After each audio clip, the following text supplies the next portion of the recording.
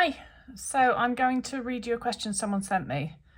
Oh, by the way, I don't pre-read these, so if someone sends me a question, I don't read it in advance or prepare an answer, mostly because I'm lazy. Anyway, so hi Tabitha, I'm recovering from a restrictive eating disorder and embracing my extreme mental hunger. Eating when I think about food, whatever I crave, implementing abundance as best as possible, but always pushing to recognize and avoid restrictive habits. Sounds perfect. I spoke 2 days ago with a dietitian who believes that grazing and eating whatever I crave at whatever time is turning into a new way of disordered eating and isn't beneficial for my blood sugar levels. She advised a scheduled eating plan wherein I decide timed eating periods for 3 meals and 2 to 3 snacks a day. She said to sit at the table for each meal and snack, not to worry so much about the amount of content of the meal, though she advised carbs, proteins, balance. Okay, eat as much as I want and then go off and do something else and distract myself until the next eating time. However, this reminds me of the rules that I had during my eating disorder and is effectively restriction in my mind. Surely I will be just waiting for the next meal or eating past fullness during a scheduled eating time in fear of being hungry but not being able to eat in between periods. I will admit my hunger and drive to eat is more so mental than physical, but I've heard that's simply how hunger manifests for some people in recovery. I don't want to go against the professionals' advice because they have more of an education than I do. Give me strength. But at the same time, my gut is telling me that their method will put me in crazy recovery or stop my progress. Please let me know what you think. Well, so what you said about that professional's got more of an education than you do. Well, to an extent, that professional has a qualification which says that they successfully read books and then remembered content of said material and regurgitated it for an exam. So if that's what you consider education to be, or if that's what you consider, I guess what I'm saying is if you think that's more important, and that's really what should somebody who has education over experience, then that's what you're going to go for. But that's what any dietitian is going to tell you because that's what they're taught. What your dietitian likely doesn't have is experience of a restrictive eating disorder and experience of getting fully recovered from one. So she probably thinks she knows what mental hunger is, but I really doubt that she actually does know what mental hunger is, and the sort of mental hunger that a person who has recovered from a restrictive eating disorder and actually eats in accordance to their mental hunger understands what mental hunger is. It's just the problem with everything. It's the same with all of them. I don't know. It's a tough one because here I am, a person off the internet, and I haven't met you. And so I don't know that it's particularly wise for me to sit here and say, don't do what a dietitian said, but that's probably what I'm going to do, isn't it? It is probably what I'm going to do because that dietitian is just saying what I've seen so many times from dietitians, and it's just textbook. And that's why she's saying don't do that, because it's not textbook. Eating without restriction and eating, especially the way that we eat without restriction in the acute stage of eating disorder recovery, is very not textbook. And none of my books are textbooks. So you find it in my books, but not many other places.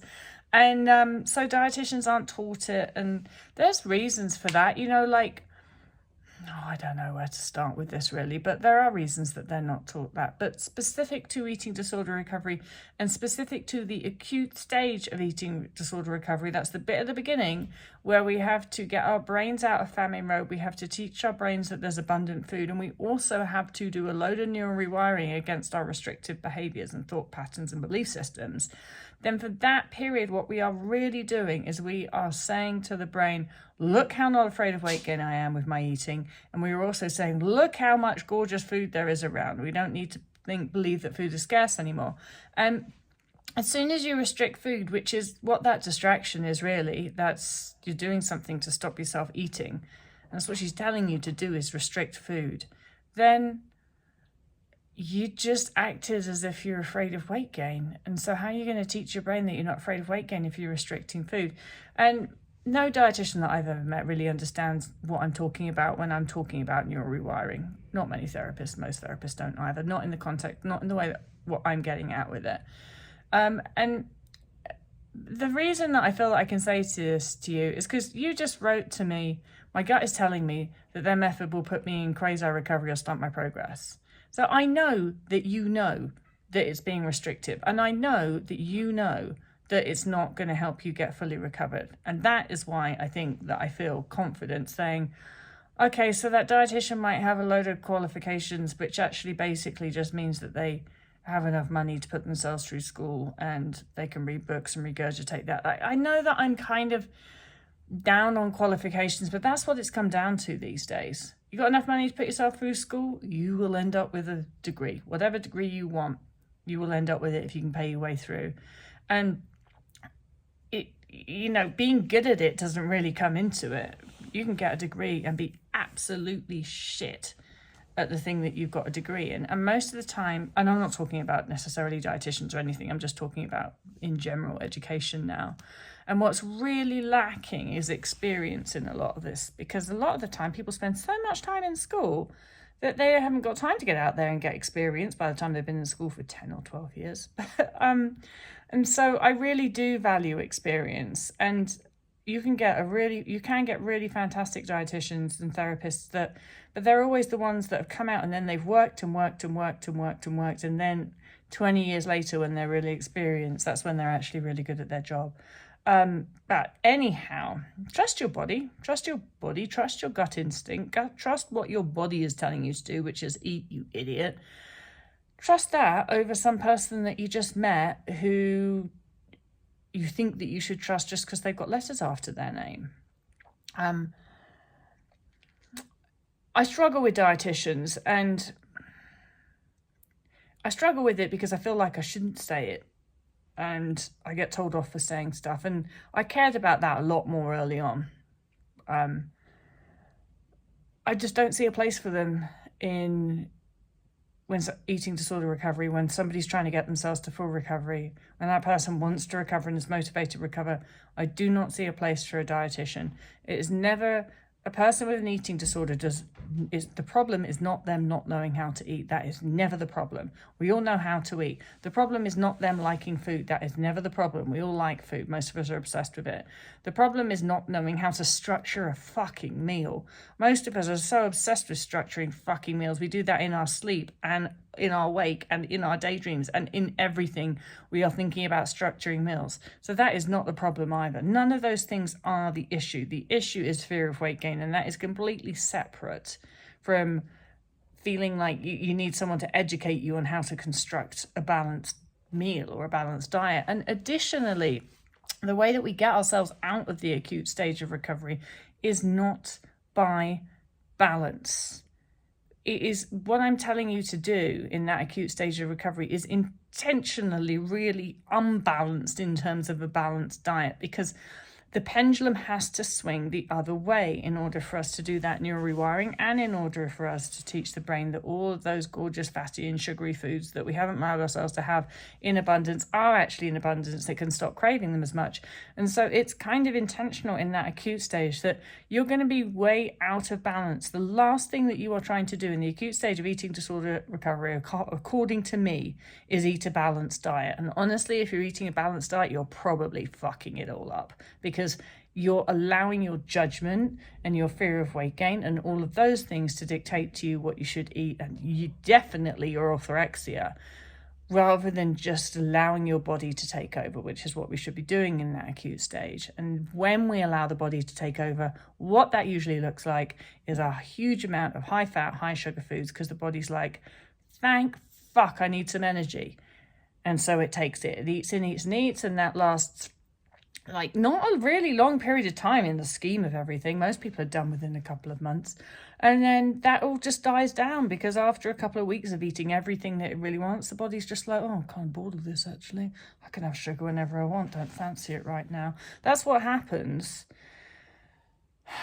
But if you're sort of sitting there and saying, no, I've got to wait till my structured mealtime and then I'm allowed a snack at 3 o'clock, and you sit there between 1 o'clock and 3 o'clock just daydreaming about food but not allowing yourself to eat, and unsuccessfully trying to distract yourself by watching whatever the crap it is that you're watching on Netflix, then you're just fighting your body again, aren't you? You're fighting your desire to eat.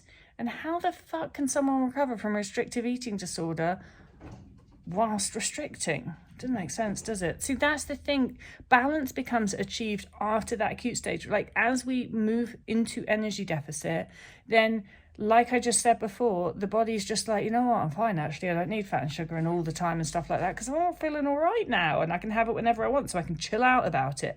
And that is when our eating starts to become balanced. But it's not becoming balanced because we are artificially saying, I need to force myself to eat some vegetables.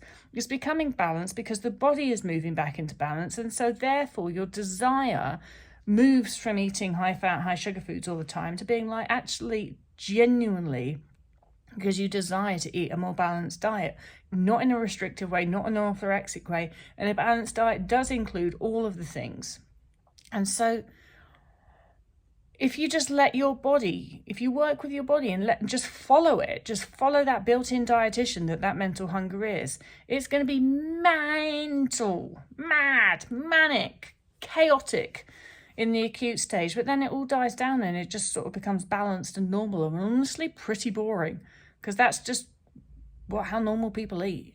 Just eating, it's a small kind of part of your day, and you just get on with your life, and it's not this big thing that your brain obsesses about anymore. But in order to achieve that, we have to convince the brain that food is not scarce and it can have whatever it wants when it wants. And when it's in energy deficit, whatever it wants when it wants is going to be high fat, high sugar pretty much all the time, until it's out of energy deficit, and then it won't be like that. But you're never going to get to that part where it naturally falls into balance unless you allow it to be out of balance at the start. And that's the bit that scares all of those book-educated professionals to death, isn't it? Because, it's not neat, and it's not controlled, and it's not prescriptive. And that is exactly the whole fucking point. All right, bye. Have a good weekend.